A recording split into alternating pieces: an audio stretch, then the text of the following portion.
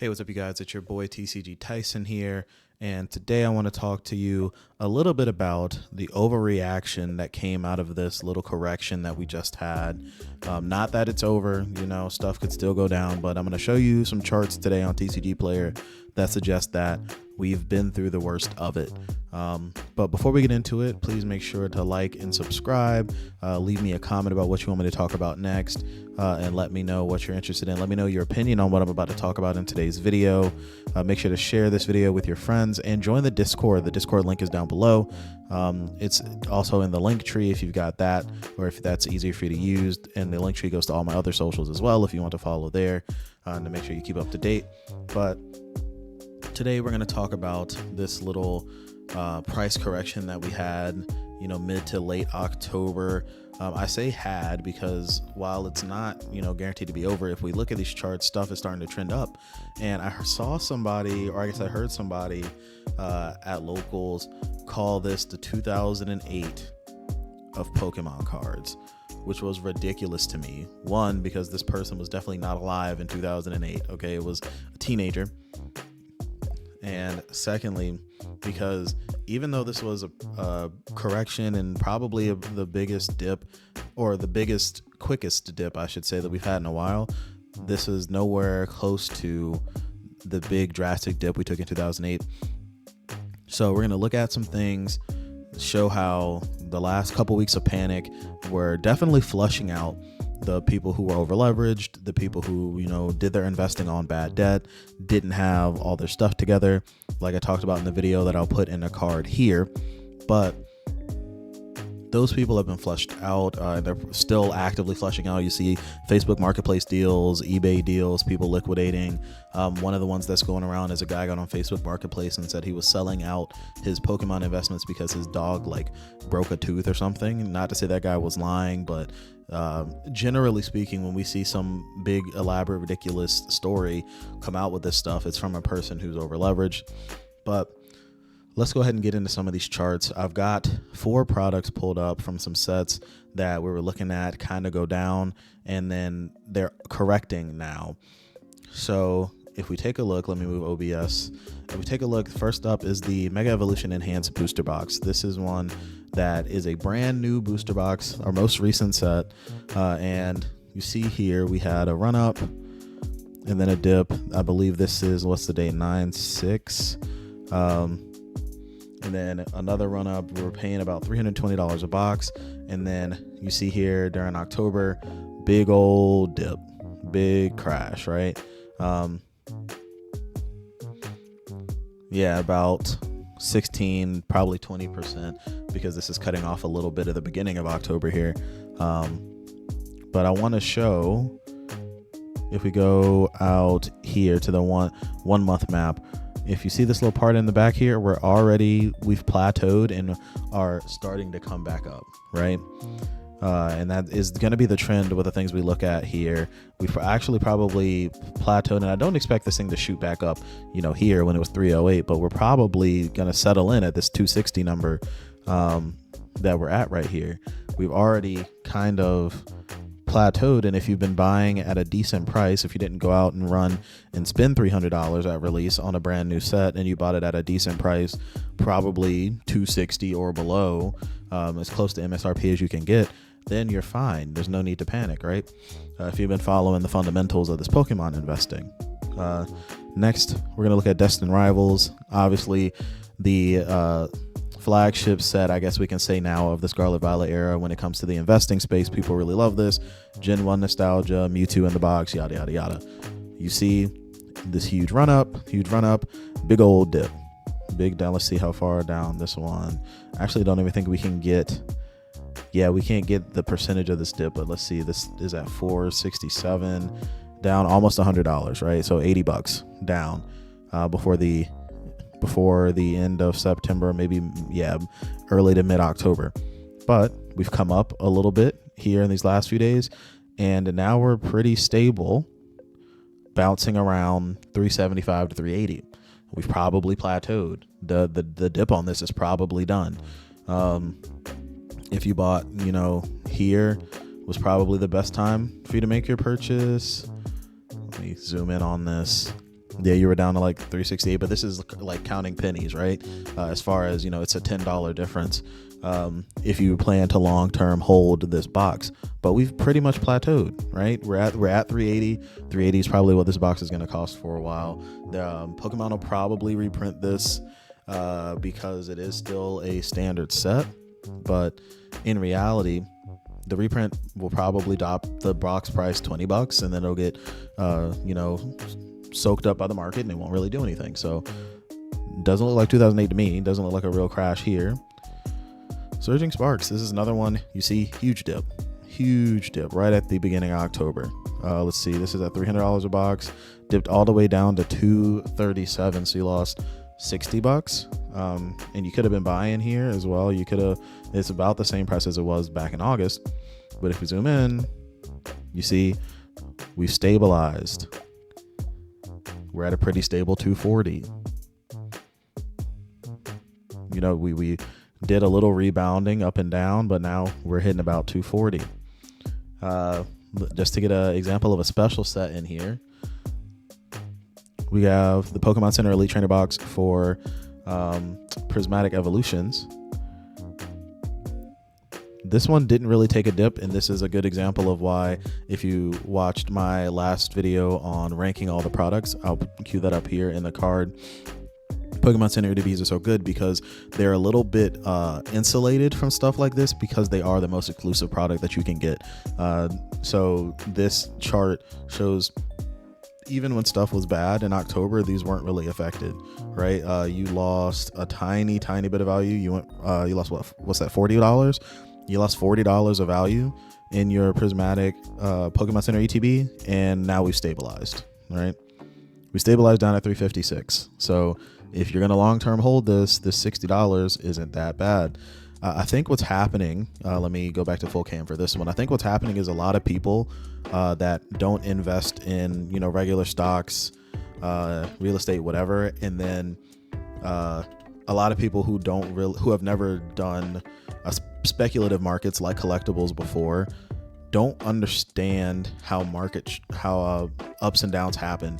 They haven't had the talks about not being emotional with your investments, and they haven't had the talks about not investing in the wrong way, not investing on bad debt, not investing until you have an emergency fund, not investing until you know that you don't need the money that you're going to try and sit on, right?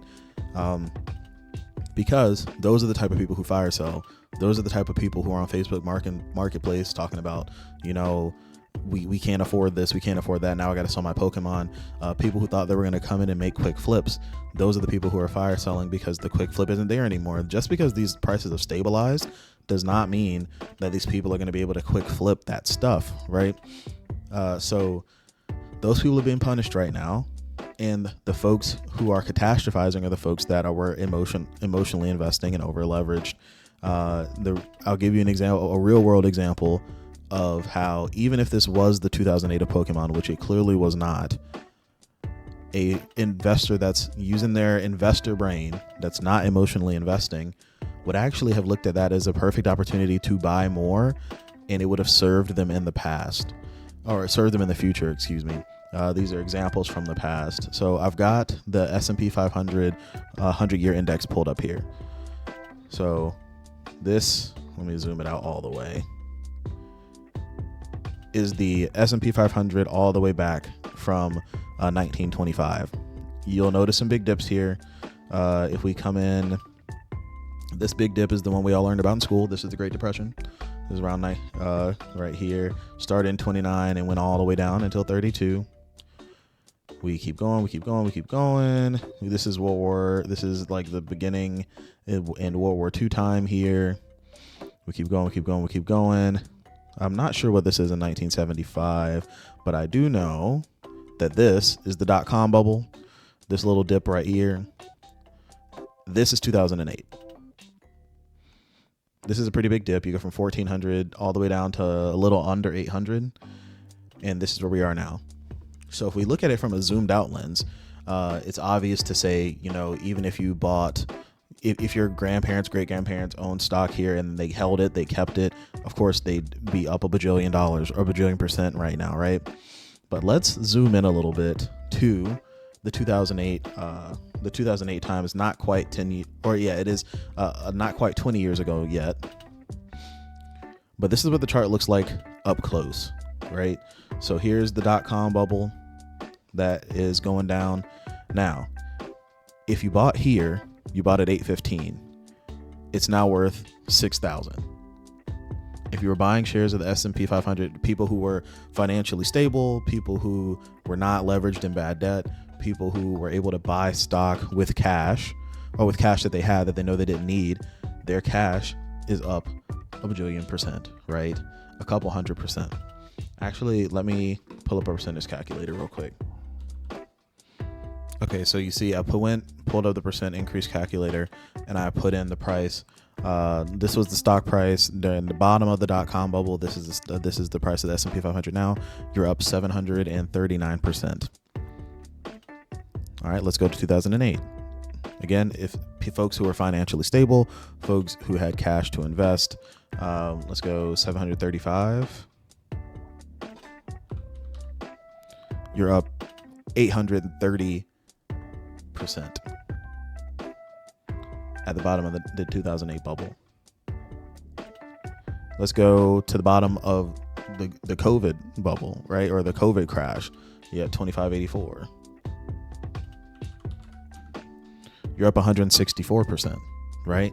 I bring up these examples, this real world example, to say times like what just happened, the little correction, or say that if it turned into the 2008 stuff, split in half, went down 50%, 60%, that's when a lot of people make a lot of money, because the folks who have been diligent, who have found a way to live not beyond their means, not have a lot of bad debt, they have money to spend and invest. And when they do that, that's when you make a lot of money, because then the market gets better.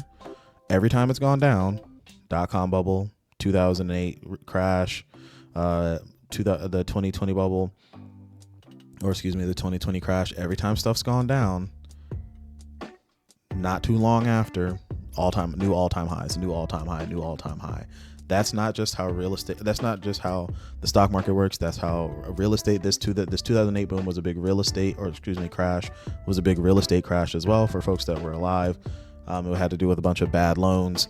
You got somebody like Graham Stephan, a finance YouTuber. He was able to use that as an opportunity, right? He had not a lot of bad debt. He had a lot of cash, and he was able to buy properties that folks had defaulted on, just the same way that people are defaulting on their Pokemon investments. They're not able to sustain them. They need the cash, right? Because they were over leveraged in bad debt.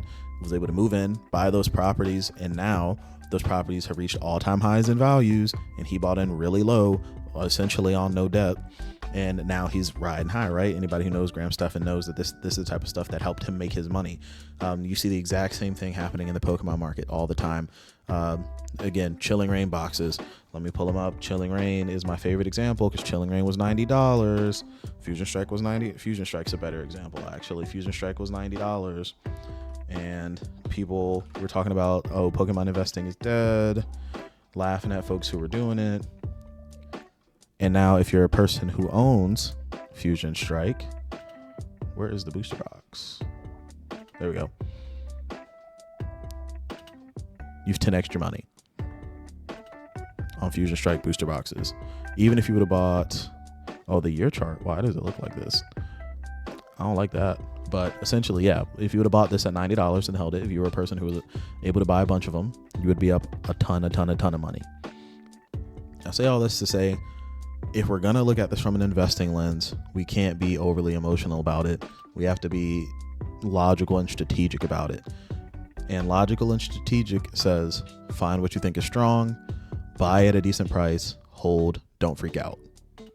And only use money that you don't care if you lose, right? Only use money that you're fine if it goes to zero.